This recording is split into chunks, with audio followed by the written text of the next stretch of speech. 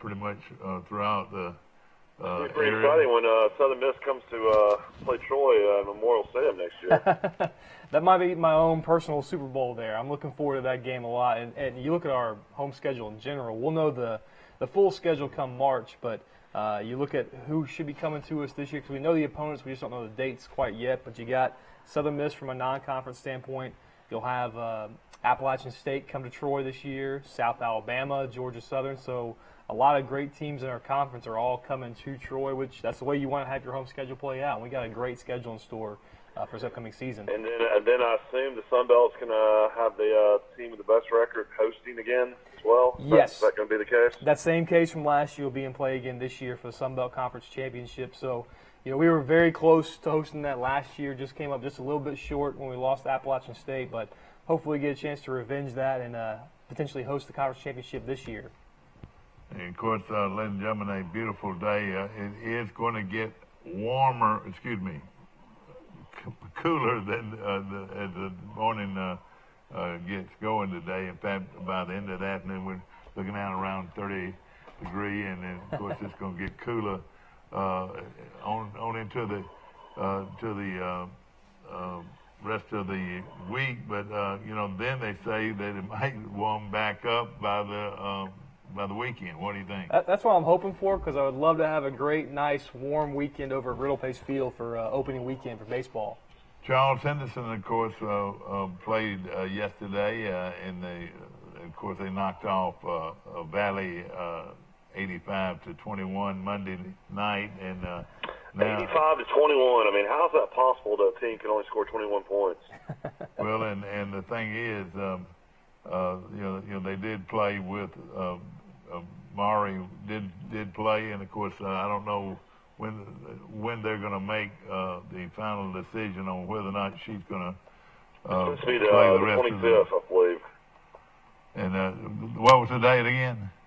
The 25th of February is when the 25th. Alabama High School Athletic Association and the Davenport case is going to court. And of course, Charles Henderson will go now to, and this is something I'll ask you. Troy University had the opportunity to host the region basketball tournament, but they turned it down. Is that right? I'm not aware of that one personally. You did? There, I'm not sure about that part. I know it's the arena's always being used pretty much every single day when it comes to different events and practices. Everything going on, wasn't it? Yeah, there's always something taking place in the arena, so there might have been just a conflict with scheduling. And of course, they used to host it several years ago. Yeah, that was last time. And it's just something they stopped doing, I guess, probably since they've had Trojan Arena. Yeah, no question about it. And of course, now there are four places that they'll be hosting this year's tournament, and of course Jacksonville State, also the team in the Wollaston. You said yesterday it was going to be Garrett Coliseum in Montgomery, the Acadome in Montgomery, then the Jacksonville State University, and then Wallace Hansel.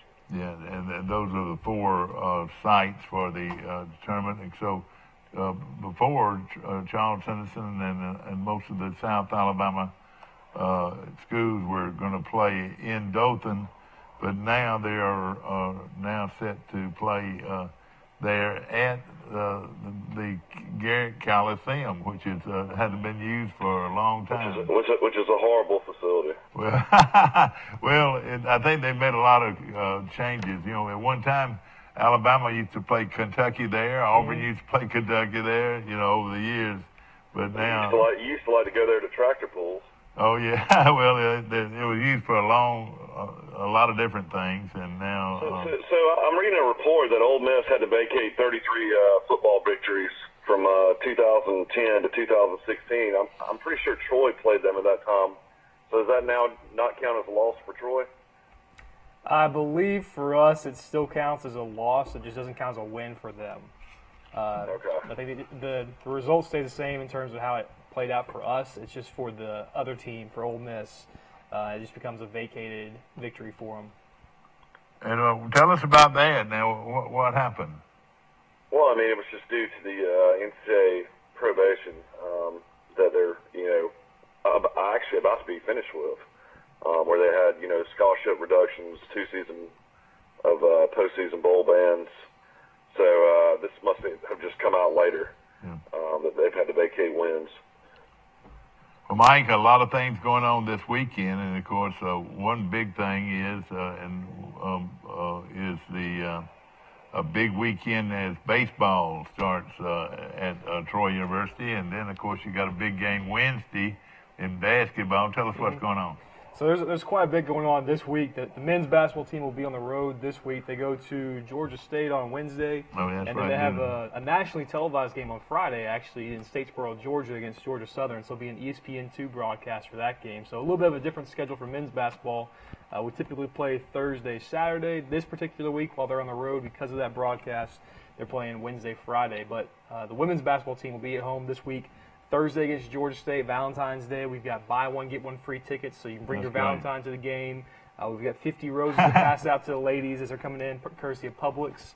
We're going to have ice cream up there for all fans to enjoy from Marble Slab. So having our own Valentine's Day party up at Trojan Arena. So I hope everybody can get a chance to come join us for a great basketball game. And like you said, it's opening weekend for baseball, one of the greatest times of the year when it comes time for opening weekend. Friday at 6, Saturday at 1 and 4, a doubleheader that day. And Sunday at 11 a.m. as we play Central Michigan. We're really looking forward to this one. We're having a little bit of fun with Friday night, too, because we talked about the Valentine's Day promotions for women's basketball on Valentine's Day. Friday the 15th is the day after Valentine's Day, and it's known as Singles Awareness Night. So we're doing some different prizes for single individuals as well. Win one free meal. Buy one, get one free tickets. So if you didn't have a Valentine's date, you can bring a friend along to you to the ballpark as well. So have a little fun with that as part of our opening night over at baseball this Friday. So we all got kicked off this last weekend, and Troy went 3-2 in their big tournament. That had to be the largest tournament of this type in Troy, maybe ever. Is that right? I believe so, because softball hosted Maryland, Murray State, and Alabama. And anytime you play Alabama in softball, you're going to have a lot of fans show up. And we had the second highest and the third highest attended games in program history. I was wondering how could you get any bigger than that? I mean, especially Troy, of course, they started their tournament drive against Maryland, but the big one against Alabama on Friday. How could you get more people than that? We actually got more on Sunday. Did you Surprisingly really? enough, got more people on Sunday. We had 1872 on Sunday, and I think it was 1850. 1872 in that ballpark. Yeah. Boy, I mean, I didn't it was see people anywhere out on the road. Anywhere you could find a place to stand, people were trying to stand. I own that, or we own that place down on the corner. They need to go ahead and buy that and pay that for parking, on that corner. We were running out of parking for sure. That was a big deal there for us. And the How team does was that great. work? I mean, how do you make sure everybody buys the ticket? I mean, when you're standing room only like that. I mean, They didn't charge, Mike. Yeah, so for softball, you did charge. Okay. softball were free admission, so best deal in town. You get a chance to come by, watch some great Division I softball for free. And a lot of Alabama How did y'all fans. get those numbers? Did y'all have somebody going around counting? Yes, going around count because you know what the actual facility holds, and then the spillover effect after that, because it was standing room only the whole time as well. And of course, that is amazing. I thought the hot chocolate was excellent on Friday, but they had so many people there, trying to take care of all the wants and needs of all that many people. But I thought the concessions were very good. They just ran out of 20s. They got overrun over there. Which is, everybody, Mike, and people don't realize this happens all the time. They run out of 20s. Everybody wants to pay with a 20, so they left. And of course, it was a tremendous group of people, and I was proud. I was proud of the way y'all handled it. Y'all did a great job. Coach Mullins has got a great team as well, too. You look at the offense. We knew the offense would be there, but the pitching is really going to be the big standout for us this year. You have Leanna Johnson, former Alabama State Player of the Year last year. She was great. Yeah. Annie Willis was that 2 years ago. So you have back-to-back pitchers of the year in the state of Alabama that are playing for the Trojans, and gives you a great 1-2 punch in the circle.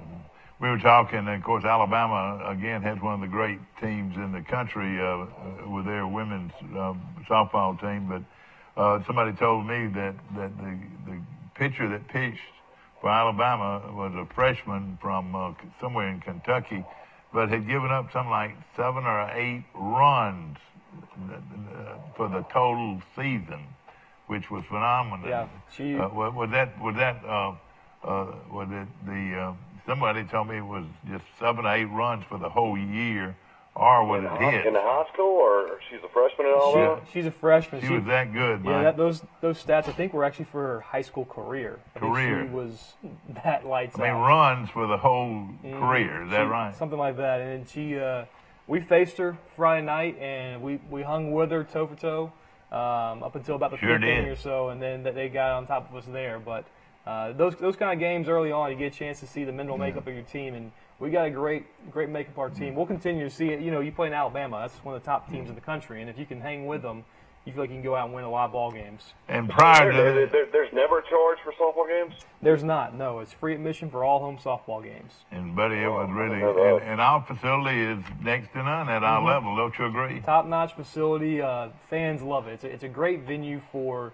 You don't have a bad seat in the house, and it fits perfectly for what we're trying to accomplish with softball. And a lot of groups, a lot of teams were there from other towns just to see these teams play. Were they lined up on that deck out there? I always like having that deck in the outfield. The deck was about 6 rows deep out there. They don't have the deck anymore, do they? We do. There's a deck down the third baseline side. Okay, right but the left field is gone now. Not in left field because there's a big drop off. That was a good idea. Yeah, that was a good idea. I remember when they used to have it, and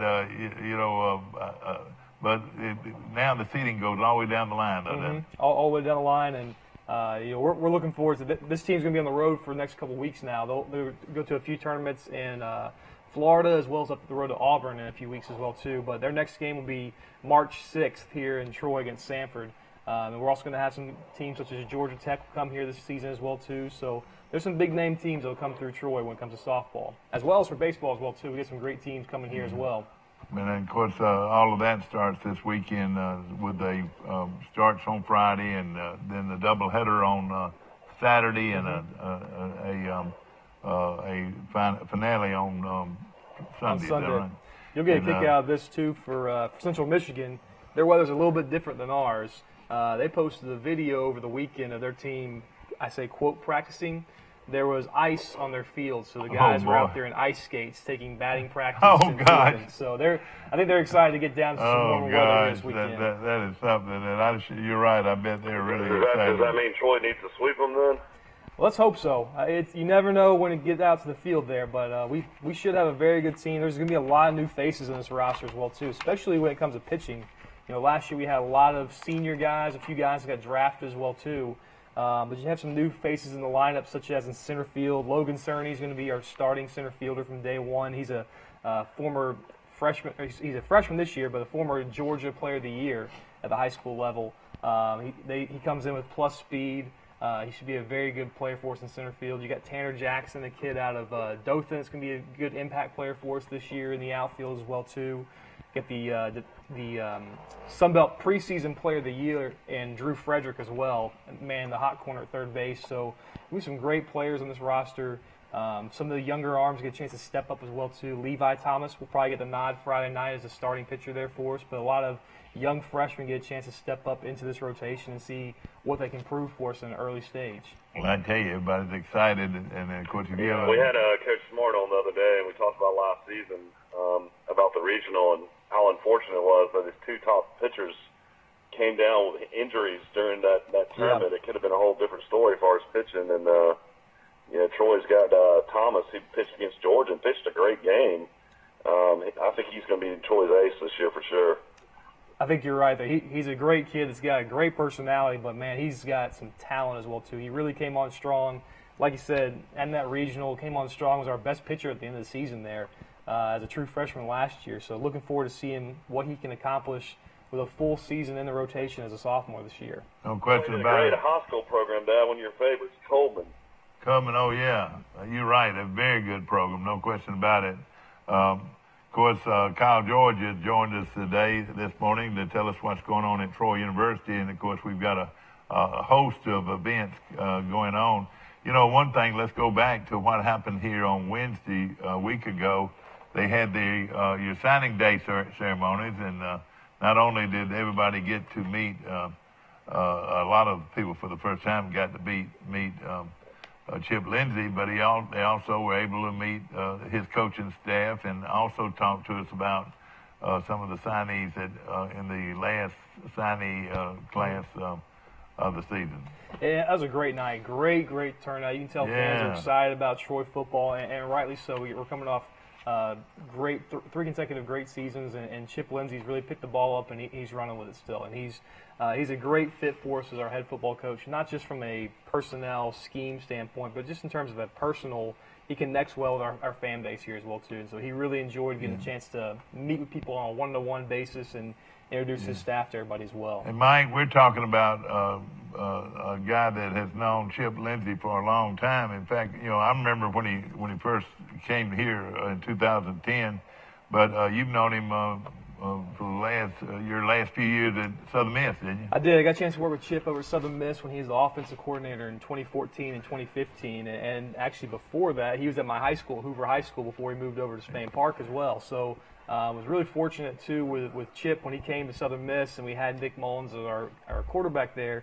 He coached Nick at the high school level at Spain Park and really helped develop Nick, a guy that had one offer to Southern Miss, into a great quarterback that broke all the records at Southern Miss, doing well for himself in the NFL now as well too.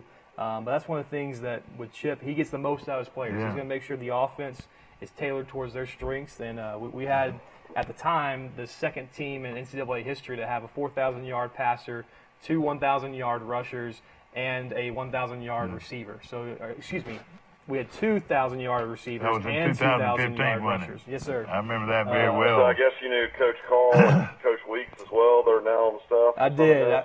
John Carr was our director of operations while I was at Southern Miss there. Great guy who comes from the high school ranks as well too himself. Was at in Monroe, Louisiana. He's got great ties throughout Louisiana and Texas. Great coach in his own right as well too. Be on the offensive side of the ball for us. Cole Weeks was a quarterback actually at Southern Miss and has been with Chip over at Auburn as a graduate assistant, a really young, bright quarterbacks coach coming in here as well for us too. So that's one of the big things with this staff that Chip's been able to put together. He's got a lot of balance. He has some young guys that are on their way up, but also some guys that have been here at Troy before. So it's not all just new faces. We've got guys like Bam Hardman on defense. He's going to be a great coach to remain here with us. Same thing with Cornelius Williams with wide receivers. You've got Brandon Hall taking over as defensive coordinator, who was with us last season as well too, and then Brian Blackman, a special teams coordinator, who former head coach at Opelika High School, was with us last season here at Troy, and is a Troy graduate himself as well.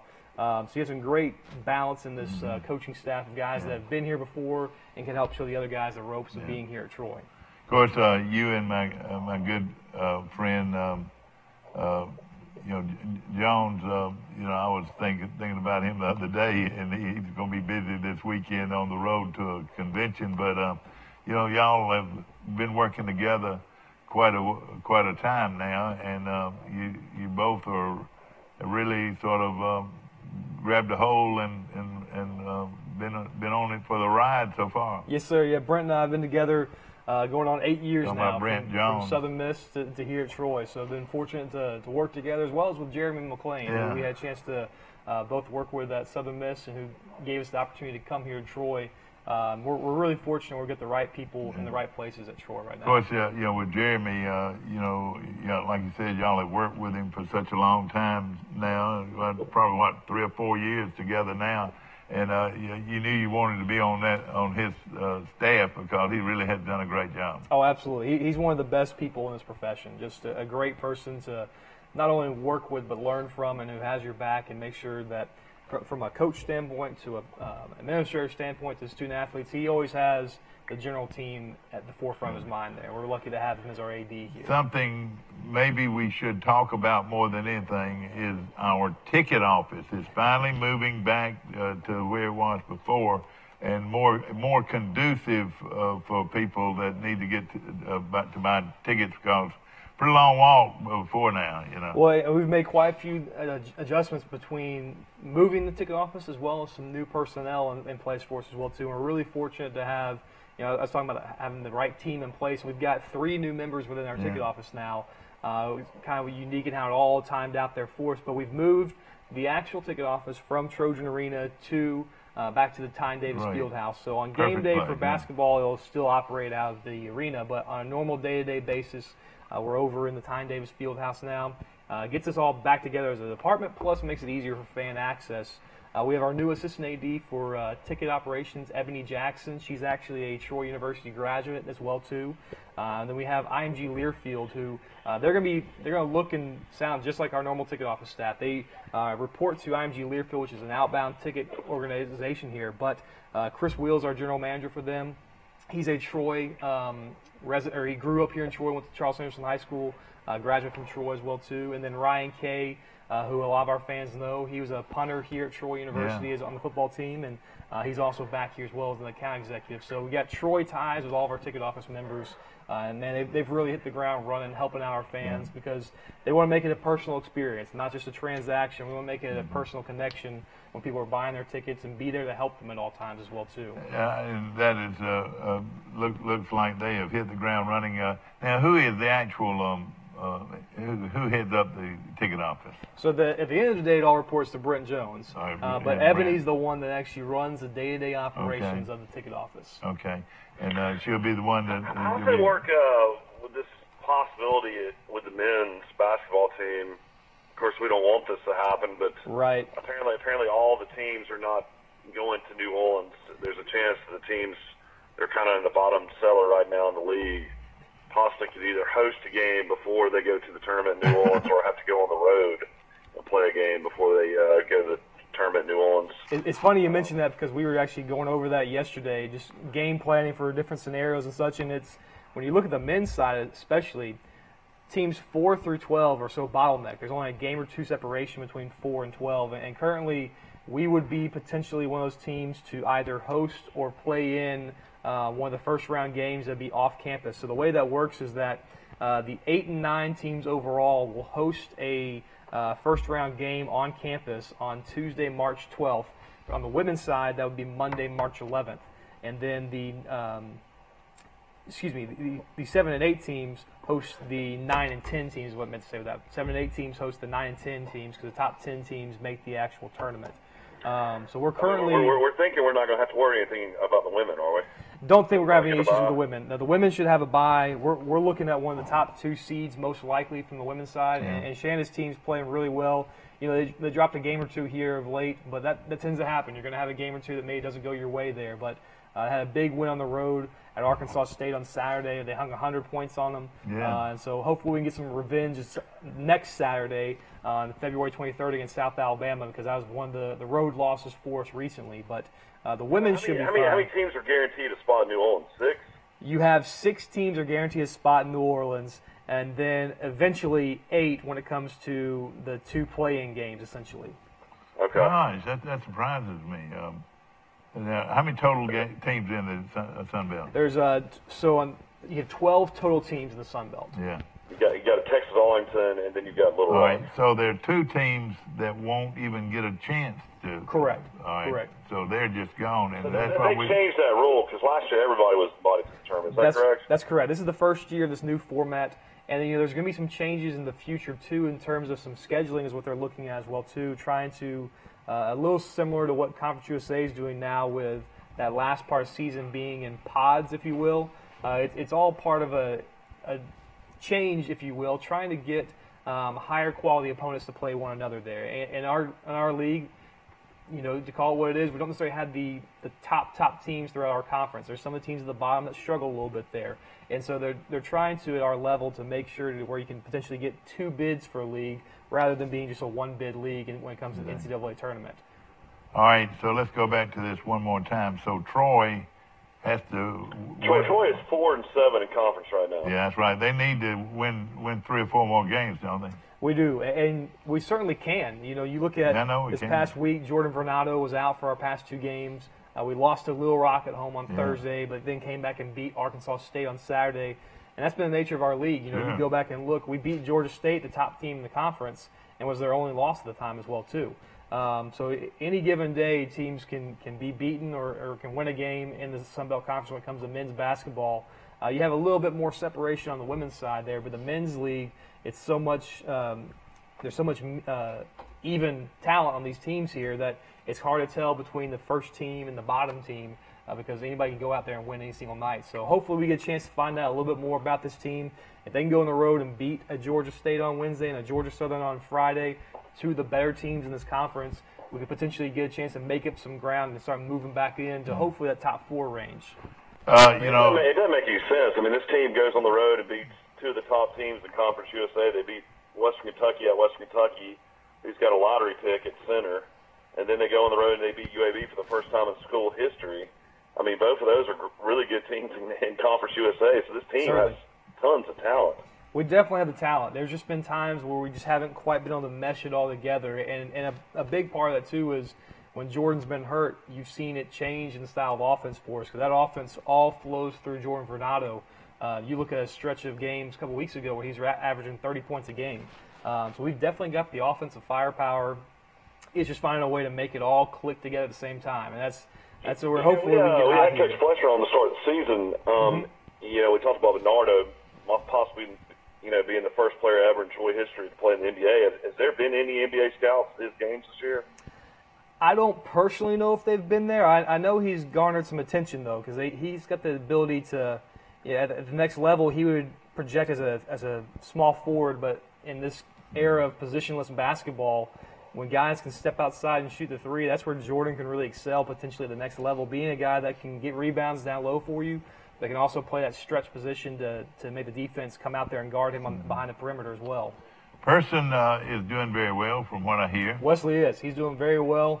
I saw recently that he went off for over 40 points in the game. Isn't that wonderful? As well. Gosh. So he's a great kid to begin with, but he's doing very well for himself overseas right now. A lot of people don't realize you can sign a contract overseas and make $200,000 to $300,000 a year pretty easy. Yeah, no question about it. And he, like you said, has been a tremendous player for Troy and a great role model for a lot of them, a lot of kids around the area and so forth. And you of course grew up in Birmingham and you went to Alabama and of course you went to Sanford. And Sanford's got a new facility now that's really nice. Yes, and but how does Troy's rank? You've seen a lot of the Sun Belt. How do you rate the Sun Belt Conference? I mean, our Trojan Arena. Well, and that's one of the things too. One of the reasons why I wanted to come to Troy was that you had a great crown jewel in Trojan Arena, and that's where I wanted to be a part of and see what we could accomplish in that facility because. We've got top facilities across the board. Not just we talked about softball earlier. Baseball's got a great facility. Love our game day atmosphere we have at the Vet for football.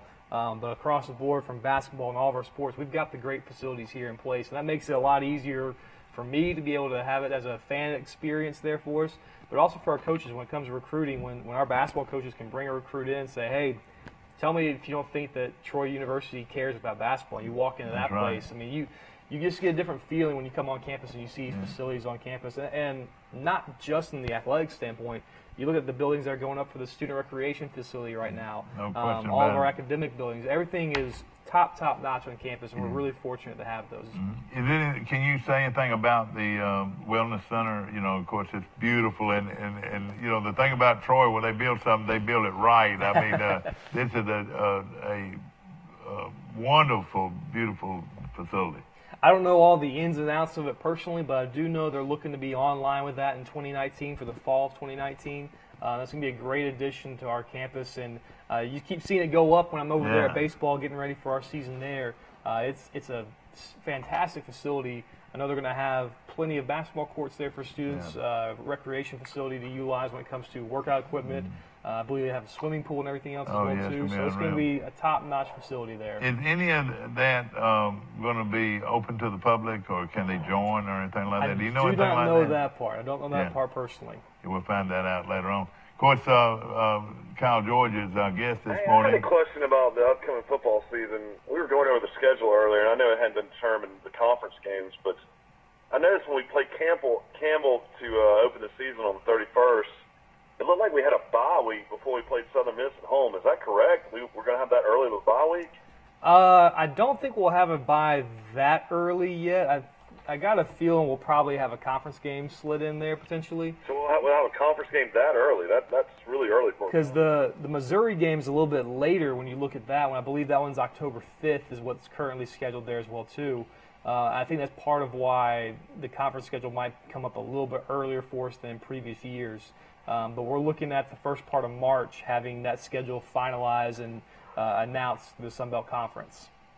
So there won't Davern be. Williams, that's an interesting story. Who played at Troy, was a great player, was all conference, and then he was, went on to coach Jacksonville State and East Mississippi Community College. He actually was at Akron, and decided to come back and take the Troy job. So that's interesting for him that we play Akron at home. Well, at Akron on the 21st. Yeah, that'd be an interesting switch there for him because you don't really see that type of move very often between a non-conference school such as that. I tell you what, Davern is excited to be here at Troy. Miss Judy was telling me about how before he made it public he was coming, he calls her first and says, "Miss Judy, I'm coming home," and she was super excited about that one. He's a guy that loves Troy, loves Troy. Yeah. It's just a dream scenario for him to get a chance to come back home and be here at Troy. No question about it. Terry Bowden is no longer the coach at Akron. I have no clue who they hired, but that's going to be they hired Tom Arth, I believe his name is, came from UT Chattanooga. Okay.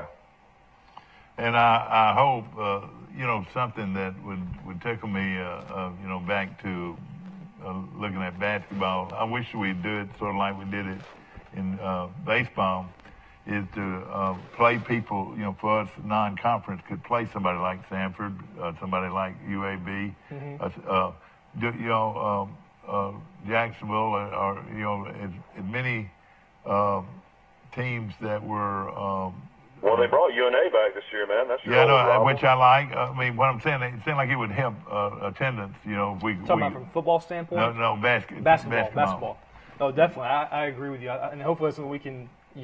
Get more teams such as that come to Trojan Arena in the future. Even if it was West Alabama, to play and to play Alabama State, more local. Those regional rivalry, and even we brought Southern Miss into Trojan Arena this past year from basketball. Sure that's a good regional pull there for us. But again, when you get a chance to play state schools, we played UAB at home last year. That was a great turnout there for us, and hopefully teams such as that, you can keep them on that rotator of one at home, one on the road every other year or so like that, can really help out with, one, playing a good quality opponent, but two, like you said, bringing in more fans to get a chance to and of course, baseball, all except for Auburn, I think we play most everybody in baseball. We play a lot of non-conference games. Yeah, that is strange. We didn't have Auburn on the schedule this year in baseball. That's the first time that's happened in years. I believe they're taking a year off with it just from the way the schedule kind of worked out this year. I'm not sure what exactly happened on that side, but we will be playing Alabama at home, and we're actually a new one. I say new. Last year we went to Hoover and played Mississippi State there. We'll do the same this year, going up to Hoover and playing Tennessee this year on March 5th up there. So that's going to be a lot of fun. Last year Mississippi State, we had a good time. When I went to that Mississippi State game in Birmingham, I took my daughters out there and met Dad and some other people, and that Mississippi State team ends up getting really hot and goes all the way to the College World Series and almost wins it. Yep. That was a game that went back and forth, and Troy took a late lead. I guess Mississippi State won in the 9th or the 10th inning? I believe it was 10th. I had to finally leave and head home, but it was a very good game, and I hope we play up there every year like that. It was really a lot of fun. That's a goal of ours, is because we've got a great market up in Birmingham to get a chance to visit with our fan base there. But from an SEC team standpoint, you get a chance to play in the facility where the SEC tournament takes place. So it's a win-win for everybody at that standpoint. Michael, if they do that again, let's make sure they have more than 2 concession stands open. That was the only problem. We've made sure to bring that up to them. Unbelievable. It's a beautiful field and everything, like you said, but you got to feed these folks, no question. And again, Mike and I have been sort of Sanford fans over the years. Their program has been very good, and to have a coach whose daddy was a legend, and of course, we saw Casey Dunn. Yeah, Casey Dunn, and he's built quite a program. He has, and I got a chance to be there as a student when Casey was really getting things up and running there at Sanford with the baseball program. He's built a great program. Guys there are moving on to the major leagues now. You got Philip Irvin, who's in the everyday lineup now for the Cincinnati Reds, and you have some great players that have come through Sanford. That's a great program that we always like to play as well, too, from a Troy standpoint. We'll play them midweek here as well. Later in April, we're going to play them at home and then also go up the road to Birmingham as well, too. So that's always a good midweek game for us because it's a great RPI boost as well. It's just we've got a great setup. Yeah, I saw they signed Coach Hatcher in football to a 5-year contract extension, so apparently they like their football coach up there now, too. Hatcher's done a great job there. He came into a good situation that Pat Sullivan had really brought the Sanford football program back up. And Hatcher, his style of offense and what he's brought to the table there, he brings a lot of energy to them. Valdosta guy. Everybody thinks like they come from Valdosta now. There's a lot of good coaches come out of there. He was Hal Mummy's quarterback at Valdosta. That's right. Isn't that amazing? Of course, you look at, you think about it. I mean, Valdosta, it's where it all got started in so many places. He was on the radio show up in Birmingham the other day, and he said when he was the head coach of Valdosta State, his defense coordinator was Will Muschamp, and his secondary coach was Kirby Smart. How crazy is that? Yeah, isn't that amazing? He had quite the crew there. And he had the towel. He was known for his towels. No, that's when Hatcher was the coach. Oh, that was when Hatcher was the coach. Okay, yeah. And then, of course, before that, tell us who the coaches were. I remember when they first started football at Valdosta.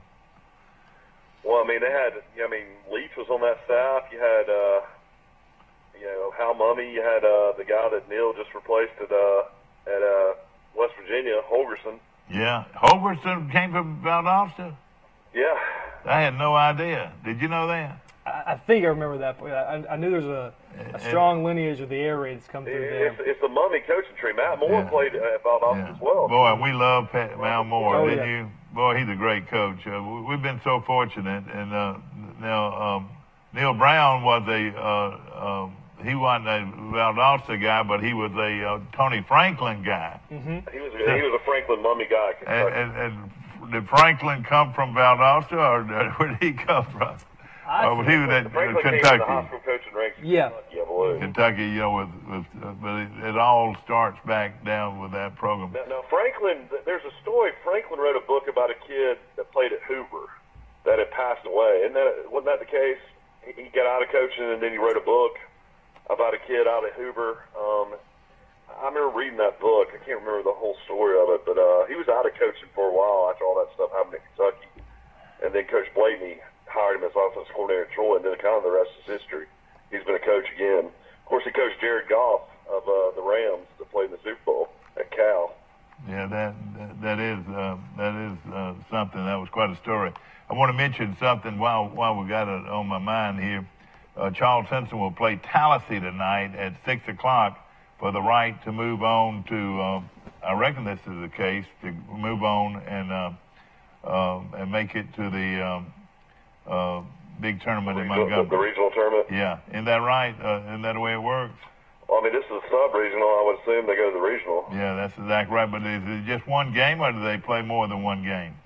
No, it's winner take all. And Greenville at Brubaker Tech, so if they win, they'll move on to Montgomery, as will Woodlawn at Sylacauga and Central of Clay playing at Ramsey. And those winners all head to the big tournament in Montgomery, which will be played at Garrett Coliseum.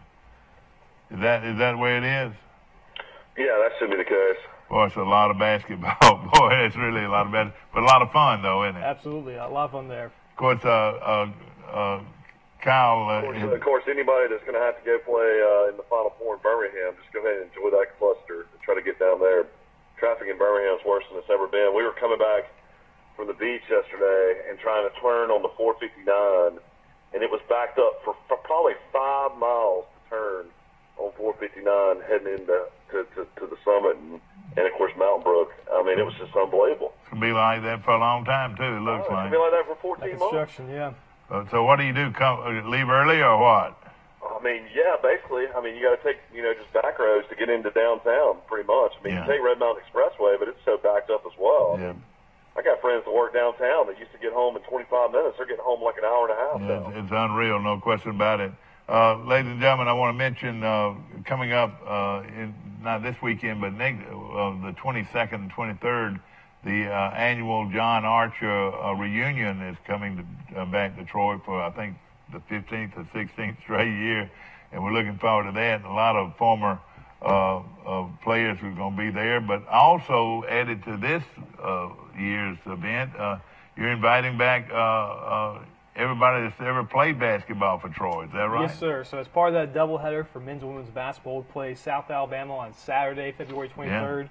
The women will play at 2 o'clock. The men are at 4:15. As part of this, it's Basketball Letter Winners Day. So in conjunction with the Archer group coming back for their reunion, all former basketball players, coaches, managers from the women's side as well as the men's side are all invited to come back and be a part of the festivities that day. Hand me that information right there, and this is something I put together for you. Okay. But I look back and I see some of the great players of all time. That'll be hopefully a lot of these guys will be coming back, but. It's good, and I like what y'all are doing here. Of course, the Archer group has been coming back for several years, but we want everybody, the Main Street folks, and his program, and then of course Mike, our other coach, that was here for about 10 years, Coach Mike. You know, don't you? They talking about Brasilia? West Brasilia. I couldn't remember West Brasilia, but he was. Here a long time, and had some real good players, and hopefully a lot of those guys will be coming back. Certainly, that's our goal. Is we try to have these letter winner events at all of our sports throughout the year. We've had great success over at football, honoring the national championship teams of recent years here, but also getting a chance to do this at basketball, and around the corner too, we'll also have a baseball letter winners day as well. I like what this bunch is doing, and I'm gonna say it again. You and Brent, Kyle George, and Brent Jones have really, from the very beginning, has done things to enhance more and more former athletes to come back to Troy and bring their families with them and be proud to be for Troy. And I think that's how you do it. You provide these opportunities for these folks to come back, and the more and more they come back, the more and more not only support do you get, but families coming back and say, hey, Granddaddy's going to be introduced at the game, and he's going to see a lot of his old friends. And that's what it's all about, isn't it? It makes those memories for it. And we've had some folks come back that maybe would not have come back otherwise. Like, for instance, last year baseball, we played at Florida State last year early on in the season, and Coach Smart got a chance to run into one of his former teammates down there. Told him, hey, we got Letter Winners Day coming up later on this season. Come back and come join us. And he came back to Troy for the first time since he graduated. He's showing his son around, and I was just amazed to see what all had changed. That's our goal, is to get these folks back, hopefully on a regular basis. But for those that maybe don't come back very often, give them a chance to get back into the fold and be involved with Troy athletics. I tell you, and I say it every time he comes on, Coach Smart's one of the best interviews around. I mean, if you interview him, he's going to go way back to when it started, and it really makes you feel good to see a coach value the teams of the past, and Larry Blakeney was really good about that. Larry Blakeney always said, Troy was good before I got here. And they were. It's a lot of history, what we're saying in Trojan athletics, and the more and more we bring them back, it would tickle me if we'd had hundreds and hundreds of former athletes to come back every week before a football game or a basketball game and enjoy themselves. Absolutely, and we're looking forward to that too when it comes to football as well. Visiting with Coach Lindsey and his staff, and that's some things that they want to do as well too when it comes to spring practices, have opportunities for these former players to come back and be part of the program, especially around T-Day, which T-Day spring game will be on Saturday, April 20th this year. Going to have a letter winners cookout and things like that after the game as well too, so they can come out, enjoy the game, stick around for a cookout, enjoy the baseball game as well too, but just giving more opportunities for that, where our current student athletes can get a chance to connect with our former student athletes and see what you can become after you graduate with a degree. What's the date on the Hall of Fame banquet? Hall of Fame will be on Saturday, April 13th. 13th, and of course, this is something I think Troy does maybe as well as anybody, is bring back the former athletes and honor them with a Hall of Fame, and there's a new class going in this year. It's going to be a lot of fun.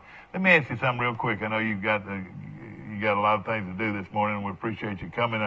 It would tickle me if somebody would come from your office each week. You're getting so much personnel now that you can send a different one over. But this is good for the town to know what's going on at the university, and of course, it includes your family and thing. Now, you grew up in Tuscaloosa, in Birmingham, is yes, that sir. right? Yes, sir. And did you go? Where did you go to high school now? So for high school, I went to Hoover High School. Hoover High School, and of course, was there with some of the great teams. Was Williams, our coach, that's on board there now. He went. Were you all in school at the same time? We were. So you look at our football staff. I've actually got a few connections of guys that. So Cornelius was 1 year ahead of me in high school, and then Ryan Pugh, our offensive coordinator, just came here. He and I both graduated together at the same time at Hoover as well. Isn't that wonderful? So we've got some Hoover connections on the staff. You had guys such as Chip was former coach at Hoover High School. How about Brent Bedsoe? Was he there when you were there? Was not there when I was there. Do you know Brent? I don't know him. No, sir. Of course, Brent is our cousin. Who, Brent coached at Sanford too. Yeah, coached really? at Sanford, and of course he coached at Sanford, South Alabama. when Coach Gray was there. Okay. And he was with Joey Jones at South Alabama too, and everything. But Coach Pugh was, of course, on the Auburn National Championship team and was the 4-year starter. But that's an interesting move to come from Provo, Utah, back to Troy, Alabama. I wonder what it was like his 1-year coaching at BYU. I haven't had a chance to talk to him about it too much because so many of our coaches have been on the road when it came to recruiting here for him. But I know he and his family are excited to get back to Alabama, being that they're from this state, and for them a chance to come back home. I'm sure it was quite a different culture out there in Provo, but had great success when he's coaching out there. No question about it. And, it's just chemistry has so much to do with it. I mean, evidently you and Brent and Jeremy had great chemistry together. It was sort of a no-brainer. I mean, you knew that when he went, I'm sure he said, well, these two guys are going to be coming with me. And something Brent tells me a lot. I want to hear it from you. Did Troy sort of surprise you what Troy had and how Troy had grown athletically? Did you realize that before you got here? I did not until I got here. That was the thing when Jeremy called Brent and I wasn't personally looking to leave Southern Miss at the time. Because you're very happy. I was very happy. Loved Southern Miss. I have a real good friend there, and we had a great thing going at Southern Miss. And when Jeremy calls and says, just come visit and take a look, because he knew as soon as you get on campus, your vision of Troy changes. And was not expecting to see what I saw here at Troy. I grew up in Birmingham. I had been through Troy. I hadn't really stopped in Troy. Yeah. That's where I think, as a university, we've gotten a lot better in recent years as well, too, is to get those folks from Birmingham and other areas. That's right. Don't just drive through. Come by and stop by and see us. Because if you get to campus, you take a look, more often than not, those students are going to stay, and they're going to come here as a student for 4 years. Yeah. And so many people say, gosh, I didn't know they had a basketball facility like that. I didn't know they had a baseball facility like that. I didn't know they had a track facility like that. And I didn't know they had a football facility like that. I mean, and a softball facility like that, and a tennis facility like that, and a golf facility like that. I mean, it's amazing. It is. All my coaches at Southern Miss, as soon as I told them I was leaving to go to Troy, they all were extremely jealous and said, "Oh man, you're going to a mini SEC school." They knew about the facilities that we had here, and that's one of the keys to success for us, is having that infrastructure in place to where now it's on us. Then we get a chance to go out and either recruit student athletes or recruit fans to come in. We've got the facilities in place now, and that's our job to make the most of them and make them go to work for us. And something that I think everybody realizes that you're never going to be in Alabama, you're never going to be in Auburn. I mean, those are huge, huge programs, no question. But you can be with a quality of a program like Southern Miss. How many times you heard me say that, Mike? Well, I mean, what I'm saying, and it might even be better than Southern now, but what I'm saying, a good example of a good mid-level program. I mean, I believe Conference USA and the Sun Belt is pretty much a wash almost in every sport now. I mean, I really feel like there might be some bigger arenas, maybe in basketball in Conference USA, but overall, I think overall athletics, I think the Sun Belt is called Conference USA. Yeah. I agree. You look at the bowl games from football in recent years. Sun Belt has been one of the premier Group of Five programs, and not just Group of Five, but overall in all the conferences there. This past season went 4-1 the bowl games, and so that's where you can prove yourself is when you get to postseason play, whether that's in football, if it's in baseball or basketball, and that's where as a conference we can continue to keep growing. You saw with baseball last season, we go out and beat Duke, who ends up winning that regional. Exactly. Just the more opportunities such as that, where we can go out and prove that we can hang with anybody. That's where people continue to get more and more respect for our conference as well as for our actual program as well. No question about it. So the Sun Belt's a one bid league in basketball, and Conference USA is a one bid league in basketball. I mean, there's no difference. Yeah. It's one of those things where I don't know about some of the smaller sports. You'd probably know better than me as far as Conference USA, as far as the softballs and the golf and the tennis and stuff like that. I don't know if that's better. But softball-wise, I feel like the Sun Belt, Conference USA are pretty even now. Yeah, I'd put softball and baseball. I'd put the Sun Belt ahead of Conference USA in terms of the teams you're seeing now. When it comes to baseball and Conference USA, you got Southern Miss is always a top team in the country there, as is Rice. But after that, you kind of have some drop-off. And you look at our conference in baseball, you got Louisiana, you got South Alabama, you got Coastal Carolina, who's won a national championship. You have ourselves in Troy.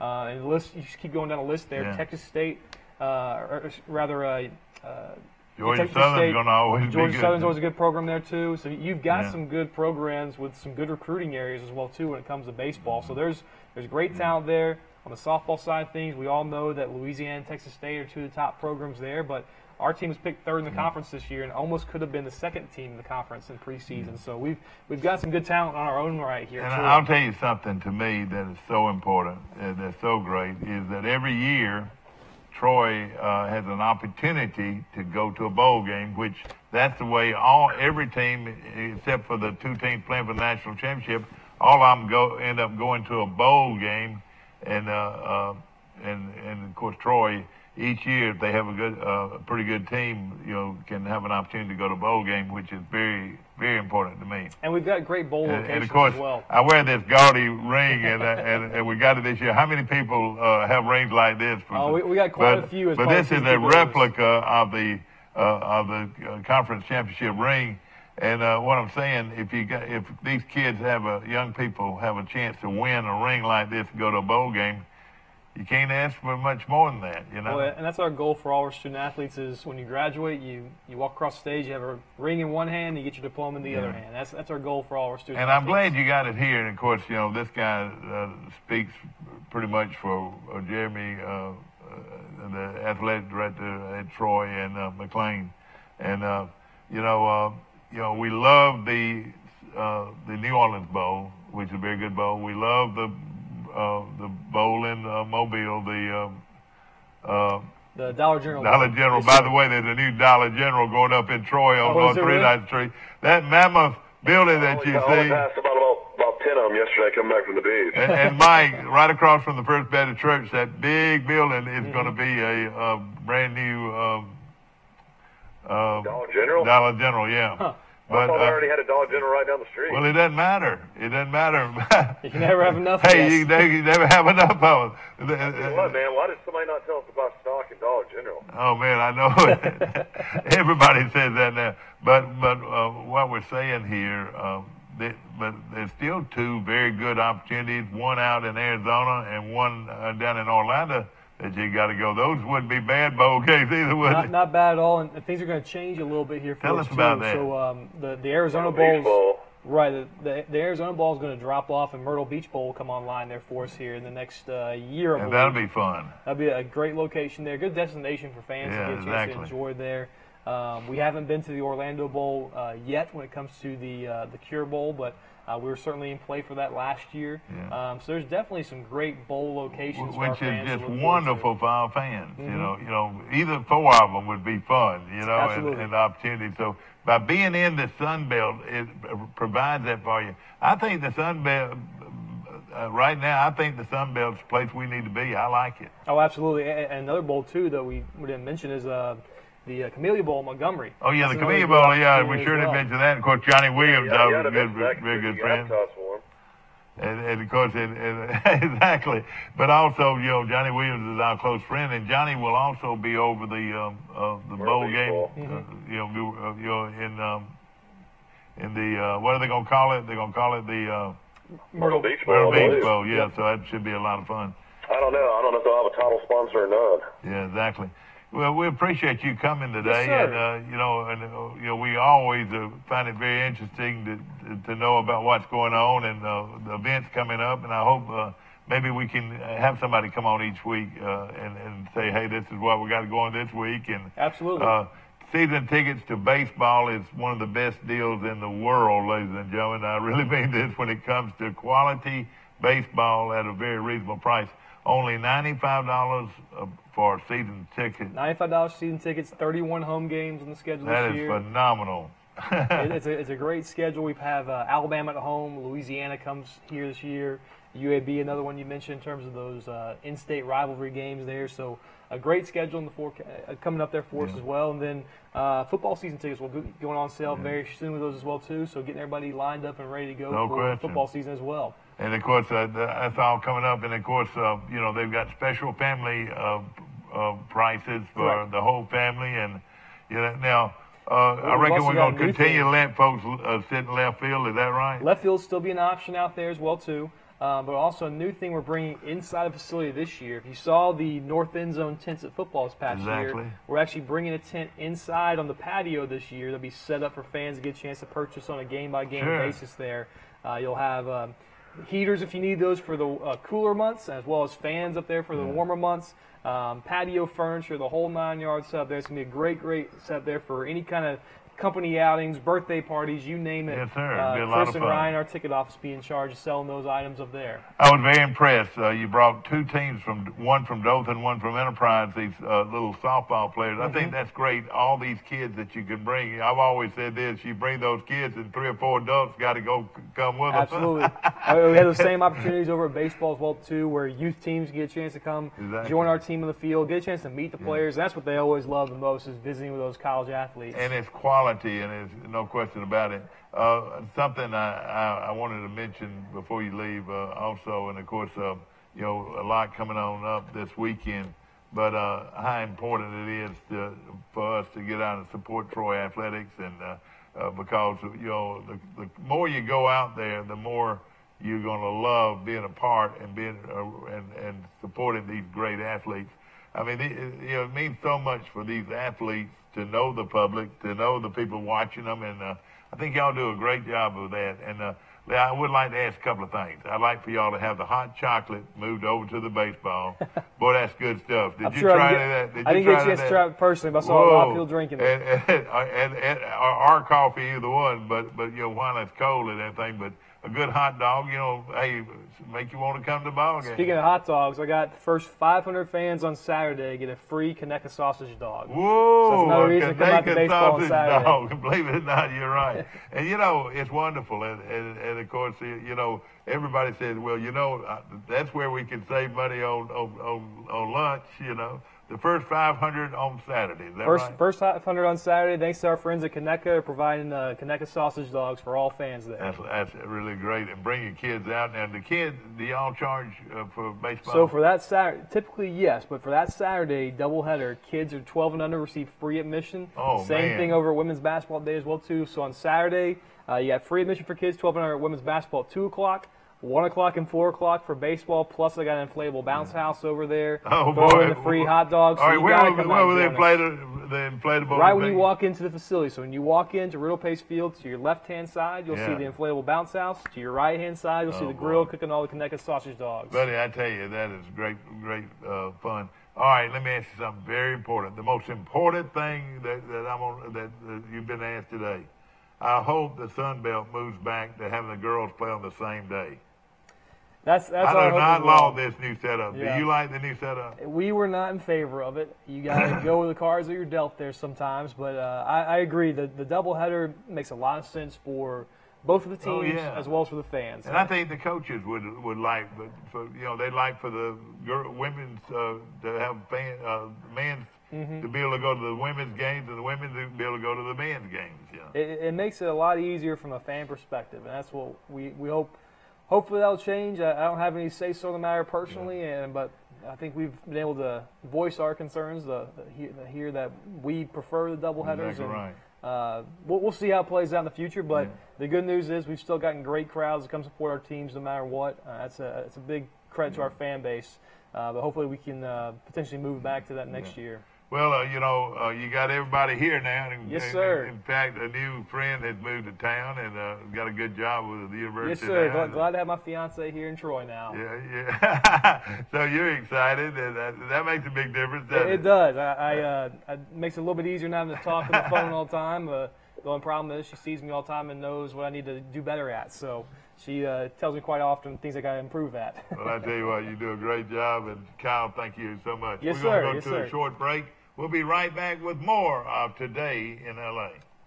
Troy Cable Security makes it easy to stay aware and stay in control of your home wherever you are. User-friendly interface allows easy navigation for lights, locks thermostat, video, and garage doors. Never worry about leaving your garage door open or the front door unlocked. Your mobile app can send alerts to your phone for alarm and no alarm events. Know when your children arrive home from school with video response. Make sure your home is powered by Troy Cable Security for ultimate access, awareness, and protection.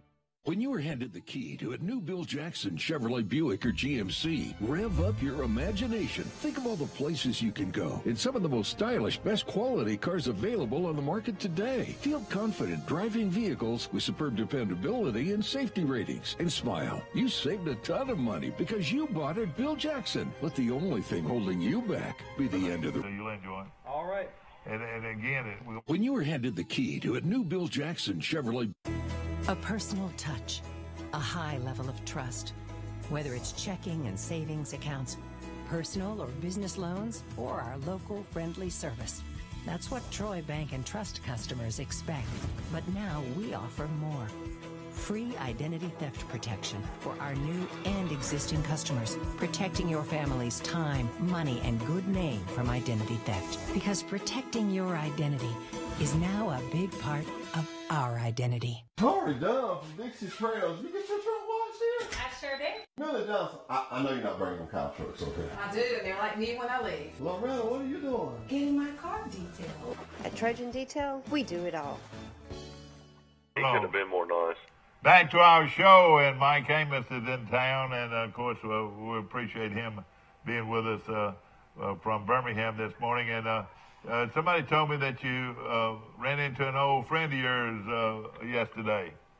Well, I mean, not an old friend, but one of my favorite basketball coaches of all time. Well, he and his son are good friends with you. Yeah, one of my favorite coaches ever at Alabama, Wimp Sanderson, was. We stopped off the interstate yesterday at Priester's Farm to let the girls stretch their legs and get them a little snack. And Wimp Sanderson walked in. He was coming back from the beach with his wife as well, and we just bumped into him, and I introduced him to my girls and my wife. And super nice guy. You know, Wimp's around 80 years old now, but you know, he's probably older than that, Mike. I imagine Wimp's older than that, wouldn't you think? No, he's 80. I know for sure, but I mean, yeah. He's still sharp as can be on the radio in Tuscaloosa. He does a show with his son Barry, and you know, one of their top football experts is Max Howell, who calls us our show all the time. But it was good to see Wimp, of course. Back in the Plaid Palace days in Tuscaloosa. I love that, man. I loved it. It was more popular to go to an Alabama basketball game than the football games. You know, those point guards that he had, and it's just like a quarterback, but you had to have a good point guard. Who are some of the great ones, Mike? Well, he had Terry Connors and Gary Waits. You know, he had Jim Farmer. You know, Mark Guthrie. Had Enos Watley, had you know, James Robinson. I mean, he had tons of great guards the whole time he was there. All of them always had a good point guard, and he recruited. I tell you, where he recruited was great big men. He had great forwards and great centers. I mean, of course, Mew King was one of his. Step out and shoot. Mew King was one of his great ones. Well, no, Mew played for CM. He didn't play for Wimp. Oh, did he? He didn't play for Wimp. Well, Wimp was the assistant coach. Wimp was assistant, yeah. Yeah, Wimp was assistant coach. Wimp was there for over 32 years altogether. And boy, and then he had the big guy out of Birmingham, the 7-footer. We had Leon Douglas. Leon Douglas, yeah. That was under CM as well. And how about from out of star centers were like Melvin Cheatham, Michael Ansley. He had Bobby Lee Hurd. Yeah, that's who I was thinking about, Bobby Lee Hurd out of Huntsville. He had Robert Ory. Robert Ory, your favorite, all-time favorite. Robert Ory, if you're watching from Brantley or Andalusia this morning, Mike Amos, you were his favorite player, Robert Ory. He had David Benoit. He was a great player. David Benoit was a great player. Yeah. He was probably best player of all time, though, to play for Wilms, Derek McKee. Well, I tell you one that was better than him was the great shooter that played so long in the pros, Mike. How good was he? What, Latrell Sprewell? Latrell Sprewell. Yes, sir, Latrell Sprewell. Of course, he had Antonio McDyess for 2 seasons before he ended up having to step down. And a lot of people think that if Antonio McDyess had not gone to the pros, that Alabama might have won a world championship. I mean, or national championship. Yeah, I mean, he had unbelievable talent. I mean, all those guys we talked about played in the NBA, and then Keith Askins, we forgot to talk about him. He was a great player. And the free throw line was done in the plaid, and the center court was the plaid, and all the cheerleaders and the dancers wore plaid. It was a colorful atmosphere back then of Alabama basketball. I mean, they sold out every game, 15,000 seats in Coleman Coliseum, and you couldn't get a ticket back then. And back then, they would have a fan, and they would have a picture of Wimp, and then they'd have the eyes opened on Wimp doing his scowl. And everybody in the gym would have that, and they would one time during the whole game, everybody would wear the mask. Yeah, it was always really hilarious good. seeing Wimp. Sometimes he would cut his face on both sides of his cheek, and he'd have Band-Aids on both sides of his cheek while he coached. Ladies and gentlemen, Phil Mickelson is closing in on 3 decades on the PGA Tour. Isn't that crazy? He had to come out and play 2 holes. And a half a century on Earth, and he still feels his best golf is good enough. And he was at his best at Pebbles Beach this week, and no one had a chance. Monday finish brought on by the rain and a freak hailstorm was only a minor inconvenience for the 48-year-old Mickelson. He played 2 holes as well as a bogey-free final round with one last birdie, a 7-under par 65. Yeah, I mean, he was down 3 strokes entering the last day, and ended up winning by 3. So 19 under at Pebble Beach, and you know where the U.S. Open is in June, don't you? Is it going to be at Pebble Beach? It's going to be at Pebble Beach. I did not know that. I know he loves that course, and Mickelson has now won 5 times at Pebble Beach, and of course he's to finish the career Grand Slam. No better place for him to play than the U.S. Open at Pebble Beach. So it's going to be interesting to see what happens. Yeah. Of course, Casey had the lead going into the final round, and everybody thought Casey was going to win the thing. He was up by 3, and yeah, but Casey's not. He's never been a strong finisher. He's only won, I think, twice on the PGA Tour. He's won a lot in Europe, but he's not a guy that can close out a guy like Mickelson. Well, I tell you something about Mickelson, Mike. He's still one of the longest hitters on the tour. He's still the probably the more amazing thing is how good he can still putt. Being so well, he's still a good putter, but also what he does better than anybody is chip and putt. I mean, he is one of the best that's ever lived about getting close to the hole when he has he's one of the best scramblers because he hits the majority of his tee shots don't go in the fairway. He hits it from anywhere. And for him to win that tournament, that was a huge tournament. It was a pro-am, but how did that work, Mike? Did Mickelson have a partner in the pro-am? Yeah, he had a partner. Just like Casey, that's the reason Mickelson wanted to finish out, but it was pretty much getting dark. And they wanted to play it dark. They could have used golf balls that glow. But Casey was playing with the CEO of FedEx, and they were winning the pro-am. Yeah. Yeah. Casey told the rules officials that Mickelson was, not crazy, but saying, we can't play 2 more holes in pitch black dark. We got to end this.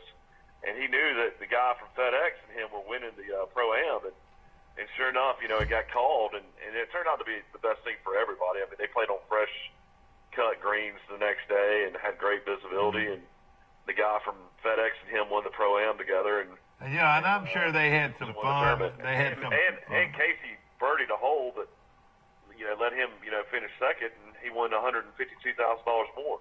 Yeah, exactly. Of course, he was played bogey-free golf the last 26 holes and in the cold. And, that's the thing about Pebble Beach. People don't realize that it is cold. And, one of the things you see down there is what is it? What do they call them? That you see? You see the seals. Yeah, all the seals and all that. And hey, if you went in, you'd almost freeze to death in a matter of minutes. I mean, well, they were showing the people with their dogs and stuff running up and down the beach. I mean, there was. Oh yeah, they allowed. That's something that you're right, that they allow to do out at Pebble Beach, but no way would they let you do that at the Gulf, Yeah, I was going to read up on Ole Miss. Ole Miss, we talked about earlier in football, was forced to vacate 33 wins over 6 seasons by the NCAA. It's from 2010 to 2016. Gosh. So it's they received sanctions after being accused of 15 Level 1 violations under Coach Hugh Freeze. The Rebels will vacate 4 wins from 2010, 2 from 2011, 7 from 2012, 7 from 2013, 8 from 2014, and 5 from 2016. That's one of the worst I have ever heard of. Vacated wins include 23. The 23-17 win over Alabama in 2014 when College Game Day was. So Alabama gets those victories, Mike? According to College Origin, nobody gets. I mean, Alabama. I think. You're vibrating a little bit. I don't know how it works. I assume that it's still all from Alabama, but just not a win for Ole Miss. The wins are taken away. Yeah. Mike, how many wins they've had overall in history of Ole Miss? Now they have 33 that are taken away. Yeah. Want to mention a few things about basketball, ladies and gentlemen, and of course, as we mentioned, all these tournaments are coming back to Troy, and of course, if Charles Simpson wins, they head to Montgomery for the regional championships. And I want to mention a few of these guys that we don't talk about much, but I wanted to definitely touch base here. Looking at 7A, Mike, the teams that you look to be very good in 7A, one of them is, I'm thinking about one of them. They don't play the same time. 7A does not play the same time the others play. Is that right? You talking about basketball? Yeah, basketball. They don't. I'm not sure. Do they play the championship game in Birmingham? Yeah. Every game is played in Birmingham. All right. The only thing is 7A just doesn't have as many schools, so maybe they don't play as many sub-regionals and all that. I don't know how all that works. And that's what I was trying to find. They go to the Final Four just like any other school. Okay, and there you got a 6A. Now in high school football, 7A doesn't play an extra round in the playoffs. Okay, I got you. All the other 6A and down play more games in the playoffs than the 7A schools do. Yeah. Of course, I was looking here, and here we go. They do play. Let's see. The girls play. There's in the Southwest region, the Southeast region. Enterprise is in the Southeast region. The boys, here we go. 7A boys are playing in the Southeast region. Central of Phoenix City, 16-4 against Enterprise, 23-8. Can you believe that Central only played 20 games, Mike? I reckon it's because they played so many football games.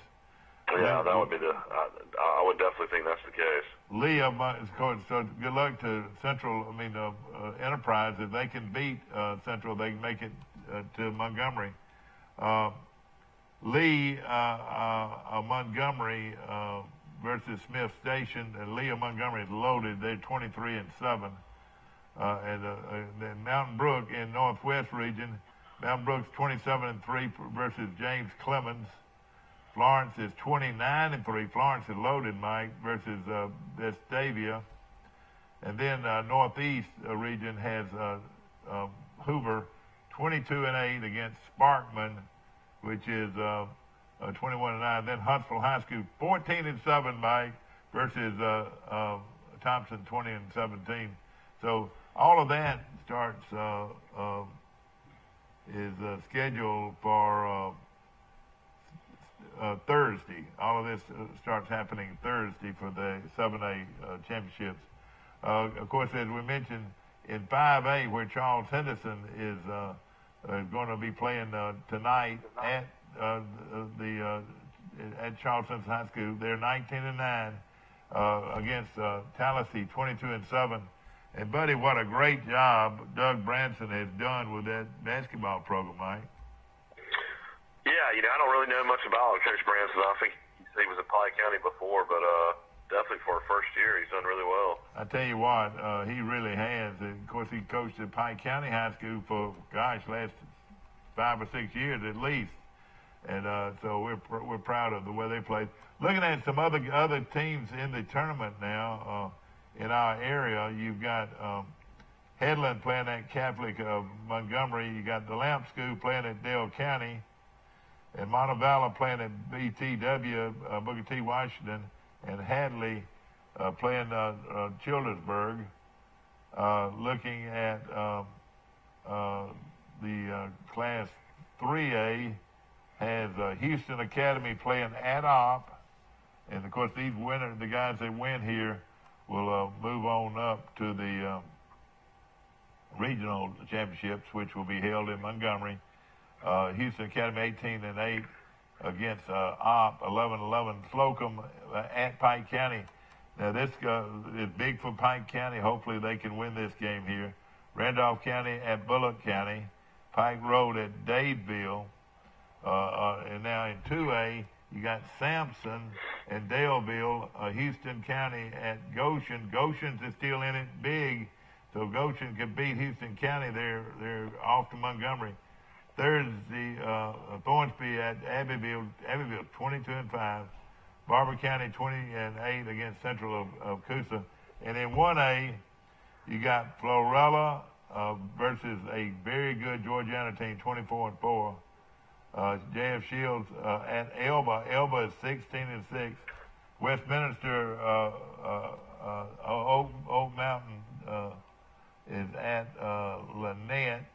And Wadley is 14-8 against Cornerstone in Birmingham. So those are some of the. I'd be interested in Elba when you get a chance to talk to Pete Harrison, who we know really well. If Richmond Singletary was even offered by Troy, he ended up going to UAB. And I tell you, he's a good one too. All right, here we go in Alabama Independent School playoffs, and here's where Pike Liberal Arts is going to come into play.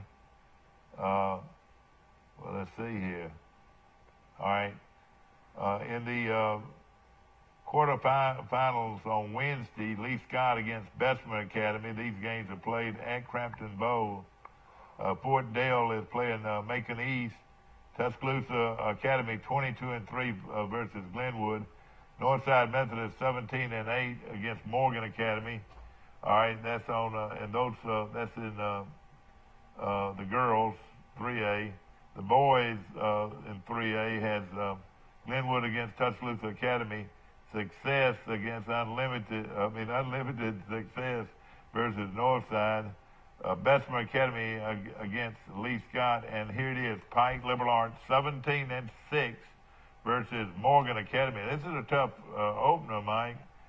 They play at 7:30. These games will be played at Crampton Bowl. And that will be on Wednesday. That's tomorrow. Pike Liberal's got a huge game with Morgan. If they win, they got a chance to move on. All right, and of course they'll go on till Friday and Saturday. And looking at 2A with Lakeside is in it, and girls. So is Tauga, Monroe, and Edgewood, and Lowndes Academy and Pickens. But now in the boys, You got Edgewood against South Choctaw. Monroe Academy 16-2 versus Lowndes 16-6. Then Patrician versus Autauga. Lakeside 19-3 versus Clark, and that's in 2A. And now in 3A, 1A, you got Wilcox, Chambers, Sparta and Evangel, Southern Academy, Eastwood, and Abbeville and Marengo. And the boys are Chambers and Wilcox, Abbeville and Sparta, Southern and Cornerstone, and they'll move right on after that. But the teams that we're real concerned about right now is Charles Henderson and Goshen in that big showdown tonight. So we'll be watching that closely. And in girls basketball, you've got Headland and Alabama Christian, Ashford and Trinity, Leeds and Handley. These are some of the teams that will be in the playoffs, and it's a lot of them, and we look forward to watching them all play. Of course, again, Goshen is going at it with the girls against Geneva, and we're going to be watching that closely. And I always can't remember how to get to Garrett Coliseum. Where is Garrett Coliseum in Montgomery? Which way do you go? Off Federal. Well, I say off Federal Drive. That's easy to say, but if you'll take the bypass, the eastern bypass, and follow it around, you'll see Federal Drive. To the right, you'll go to Wetumpka. To the left, you'll go past the Coliseum. So you're on, it's easy to remember that you're on Eastern Boulevard until you get to the Wetumpka exit, which goes to Wetumpka. You take the left to go, and you'll see the old Coliseum, which has been renovated to provide some good venues for basketball. I was watching a documentary on Pistol Pete Maravich last night on the SEC Network. Good. And they were showing where he played in college at LSU called the Cow Palace. Yeah, but their old arena down there that he played in, and I tell you what, that SEC network, when they have those classic players, those documentaries, that was pretty amazing to see Pistol Pete, the footage of how amazing he was as a basketball player. Houston Academy and Opp, Slocum and Pike County, Randolph County and Bullock, Pike County and Dadeville are some of the teams that will be playing for the right to move on to the regional titles. Well, I mean, the Charles Cissna girls are going to make the Final Four. It's just a matter of who they got to play. Oh, yeah, they are. If Davenport's going to be able to play when they get there. Exactly. And, of course, those games. But on a sad note, Mike, a man was killed in a hunting accident in Troy just this past weekend, and we're so awfully sad. A Troy man was shot and killed Saturday in what police believe was a hunting accident. It happened at 5:54 p.m. Officers responded to County Road 7741 to report a man being shot, said Chief Randall Barr. When officers arrived, they found a 61-year-old male who had been shot one time in the chest with a high-powered rifle. The initial investigation revealed that the two men were hunting together when one mistakenly identified the other as a deer. And the rest is what happened. And again, I told you your whole life, when you cut down those trees, get ready for Christmas, you need to be wearing some orange. Hunter in the woods, hunter in the woods. I had to yell out in my own land, hunter in the woods, hunter in the woods. You're right. And wear orange. I mean, how could you live with yourself when you end up killing a human being while you're trying to shoot a deer? I just don't know how you can possibly do that. Isn't that terrible? No question. Also, the messenger. I tell you what, I was down at the beach on 98 driving, and if you ever want to go kill a deer, just go down there. I've never seen so many deer in my life down there. And you know what gets me about a lot of that is they feed them out. They plant all this ryegrass, and that's what people feed to attract deer to come into the woods. Well, And, man, a lot of them bait them with corn, too. And, of course, you know, you're right. They're all over the place, no question about it. And I mean, I'll be honest, they might need to allow deer hunting year-round. I mean, there's so many deer, it's unbelievable. Exactly. And, again, I would say this, Mike, if they hunted cows, I'd go every day. Yeah, I tell you what, I think I would, too. I don't think there's anything more I'd like to eat. I'd want to put that in the freezer every day. You're right. I tell my wife all the time. She says you eat too much red meat. And I said that's always going to be the case in my life. I just love it that much. All right. And of course, we appreciate Kyle George. Wasn't he great, Mike? He's a good guy, isn't he? Yeah, I've heard Kyle on the show many times. He, you know, is very knowledgeable. Of course, you know, he has an interesting background being at Hoover College and then being at Sanford and then at Southern Miss. Of course, going to be a huge game when Southern Miss travels to play Troy this year, and I would imagine that will be a huge crowd. I don't know if it'll be a sellout, but it'll probably be 25,000, I would think. Yeah, no question about it. It's going to be a lot of fun. I mean, I would imagine from Hattiesburg to Troy, what is that, 3.5? About like that, yeah. No question I would about imagine it. they'll probably bring 3,000 or 4,000 people at least. Appreciate Dixieland Dental, located 9 miles north of Dothan on Highway 231. Dr. Michael Precise, Dr. John Strength, Dr. David Strength, and Dr.